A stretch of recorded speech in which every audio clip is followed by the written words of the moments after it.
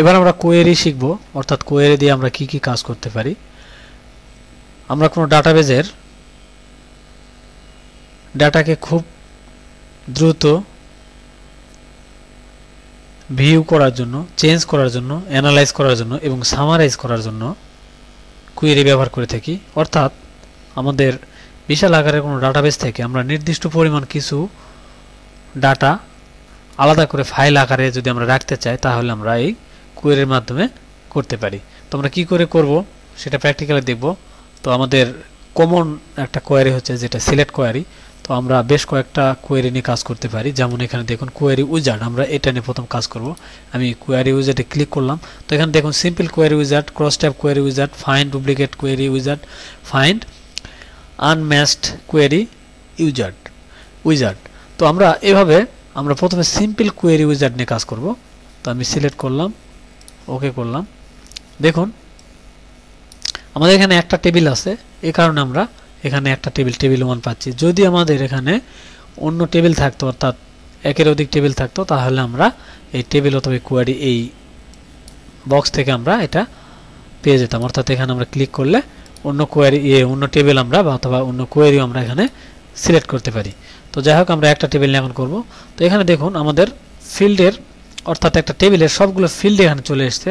তো আমরা ইচ্ছা করলে এখানে নির্দিষ্ট কিছু ফিল্ড আলাদা করে আমরা ফাইল আকারে তৈরি করতে পারি। যেমন আমি এমপ্লয়ি আইডি যদি না নিতে চাই, আমি শুধু এমপ্লয়ি নেম নিব, এখান থেকে সিটি নিব, এখান থেকে জয়েনিং ডেট অথবা স্যালারি নিব, তাহলে আমরা এটা, যেমন আমাদের গুরুত্বপূর্ণ ফিল্ডগুলো আমরা নিলাম। এরপর আমি নেক্সট করলাম। তো দেখুন এখানে ডিটেল আছে, সামারি আছে, তো আমরা ডিটেল করব।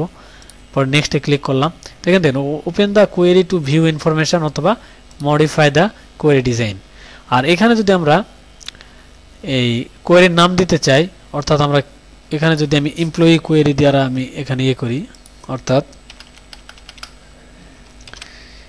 ইএমপি কোয়েরি, তো এটা দ্বারা আমরা করতে পারি মডিফাই। আমি এবার ফিনিশ করলাম।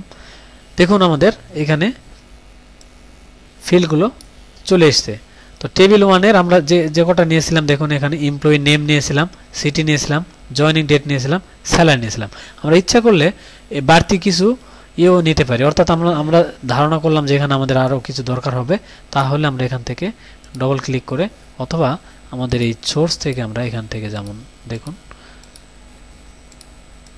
এখান থেকেও আমরা এগুলো নিতে পারি। তো আমরা যেহেতু পূর্বে সিলেক্ট করে দিয়েছি, সেক্ষেত্রে আমরা এই পর্যন্ত রাখবো। এখন দেখুন এখানে আমরা কিছু সিলেকশন করে দিতে পারি। অর্থাৎ ক্রাইটেরিয়া বক্সে আমরা যেটা ফিল করব সেটা আমাদের শো করবে। এখানে দেখুন স্যালারি, আমি স্যালারিতে দিলাম যে গ্রেটার দ্যান 15,000। তো আমরা এখানে গ্রেটার দ্যান 50,000 দিলাম স্যালারি।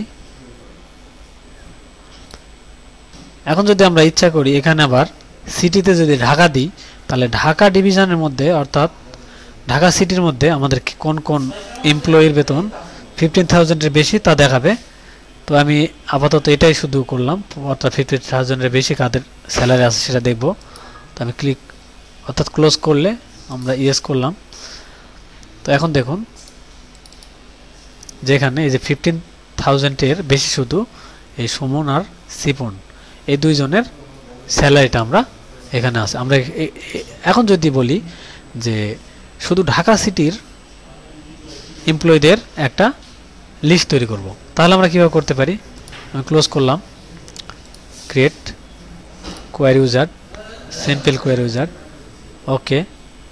এখন দেখুন এখানে কোয়েরি থেকে যদি আমরা তৈরি করি সেটাও করতে পারি, অথবা টেবিল থেকে। তো আমি টেবিল থেকে নিলাম। এখন দেখুন শুধু নাম আর সিটি, অথবা আমি সবগুলো নিয়েও এটা করতে পারি। আমি সবগুলো নিলাম, নেক্সট নেক্সট মডিফাই ফিনিশ। তো দেখুন আমাদের কাজ হবে শুধু ঢাকা সিটির মধ্যে কোন কোন এমপ্লয়ি আছে তা দেখা। তো আমরা এটাকে একটু বড় করে নিলাম। এখন দেখুন সিটি, তো আমাদের ক্রাইটেরিয়া ফিল্ড এটা লিখতে হবে। তো আমি ক্রাইটেরিয়াতে লিখলাম, দেখুন সিটিতে ঢাকা লিখলাম। এখন যদি আমি একসঙ্গে দেখতে চাই, অর্থাৎ ঢাকার মধ্যে মিরপুরের কি আছে,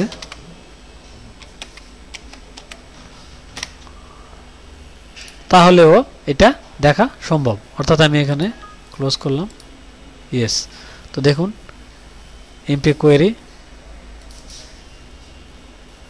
সরি আমাদের এটা ছিল। তো দেখুন ঢাকা মিরপুর, তো ঢাকা মিরপুরের মধ্যে এটা শো করেছে।